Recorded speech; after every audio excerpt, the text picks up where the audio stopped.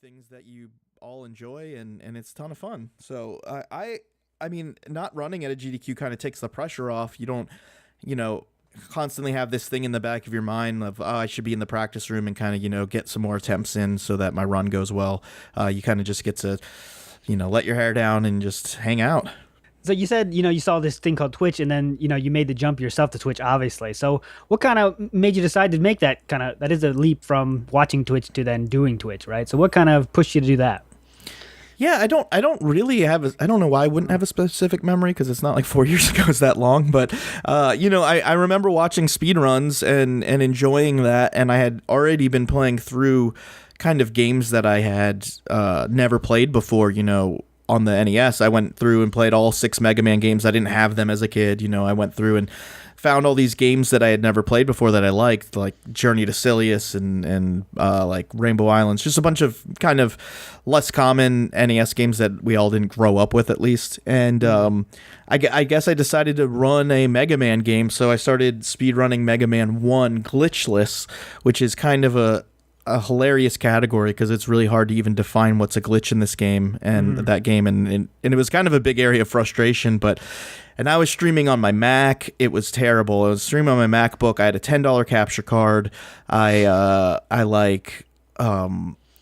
There was no OBS at that time. There was no OBS for Mac, so I was streaming with Flash Media Live encoder. I mean, my quality was terrible. I didn't know what I was doing, so it was quite the learning curve. I mean, I didn't have 200 followers for 2 years until like my first GDQ, so it was a lot of streaming to 1 or 2 people and just kind of periodically and not consistently and just playing random stuff. But eventually got more and more into learning new games and getting passionate about it, and investing in the right equipment, and it snowballs from there. Yeah. So what is that like? I mean, most streamers actually on Twitch have 1 or 2 viewers, right? So sure. What's it like when you have 1 or 2 viewers, and I know you of course you're trying to build something. The more people that are watching, the more kind of fun and interesting it might be. So what made you stick it out even through the kind of slow gains? Sure. I mean, I think you have to just evaluate why you're streaming and what you want to accomplish and do. I think some people look at these big streamers getting these huge donations and all these follows and all these people kind of, making them little celebrities in this community, and they want a piece of that, but they're maybe not passionate about just video games or speedrunning or playing games. And you really have to be passionate about it. It's just like, it's similar to music. If you don't get into playing guitar so that you can become famous and be in a band and make a ton of money. You do it because you love making music, and you might get to that point, you might not, but you have to be passionate about it. Any of those people who have 100,000 followers and get all these donations at some point had streams where they were streaming to less than 5 people, and they were doing it because they loved the game they were doing. They wanted to speed run. They wanted to learn something. They thought it was fun. So it's something that you really have to want to do and not care about the popularity of it. And and it's something that you really just have to stick with for some time and not stream the games you want to play and just enjoy it, not have some sort of goal of popularity, because that's just not the way it works, I guess. Yeah, I was going to ask you, so how do you go about you choose a lot of, you and Author Blues actually choose a lot of colorful games, let's sure. Call it. So how do you go about choosing your games? Yeah, I mean, I think that's what me and Author Blues have in common, is we're both really just passionate about video games, and specifically finding stuff that other people maybe haven't played or haven't really taken full advantage of, and enjoying them. That's part of what I liked about collecting, and is finding hidden gems. People in the collecting community often are kind of just obsessed with getting these big ticket items and these cool games, like, oh, I've got a little Samson or something. But I was doing it and enjoying just finding games that I had never played before and seeing if they were any good. And then when it comes to speedrunning is just really the great equalizer. A really good game can be kind of a boring speedrun, and a really terrible game can become a really interesting speedrun. So it kind of adds a metagame to the game, and that metagame sometimes can be a ton of fun, even if the game itself is either dull or weird or just terrible, like controls bad, based off of a stupid premise. And so I've always really liked just obscure bad things. I love bad movies. I love bad video games. Just anything that's like bad but not trying to be bad, I'm all about it. So, then it's probably safe to assume that you aren't in speedrunning for the competitive aspect. You aren't in it to get the top time and then fight for it for years. You just kind of choose a game you think is fun. Kind of. I mean, there's lots of games that I go back to that I've, lost world record on that I'll go back and re-earn it or keep improving it. So I do have some pretty competitive times in some games. And there's stuff that I've put a lot of time into that maybe I'll never be a top tier runner, but like I've put a ton of time into Link to the Past. I just started learning Final Fantasy VII these past couple months, which is a really intense speed game to learn. But I mean, most of my times are fairly competitive. I like to, when I pick up a game, I like to get a legitimate like run that I'm proud of done on it. It's very rare that I'll like start doing a run of a game and then just kind of lose interest and not get like a decent time on. But yeah, I'm not somebody who's speedrunning Super Mario World, 5 times a week for 4 years to get a top time. I don't want to stick with the same game for forever. But there's staples in there. Specifically, Link to the Past is a game that I've been running for about a year off and on that, it is a bigger undertaking and it's kind of just a staple of what I do. And you said like when you started, you obviously didn't have that many viewers. It's been growing over the time. I mean, now you have more viewers than that.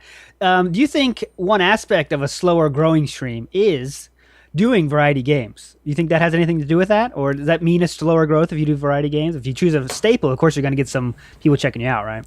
Oh, absolutely. I think being a variety streamer makes it much more difficult to grow on Twitch. I think people seem to gravitate towards people who play 1 or 2 games or a certain genre or have a certain objective in mind, whether it be a console challenge of I'm going to beat every NES game, I'm going to beat every Super Nintendo game.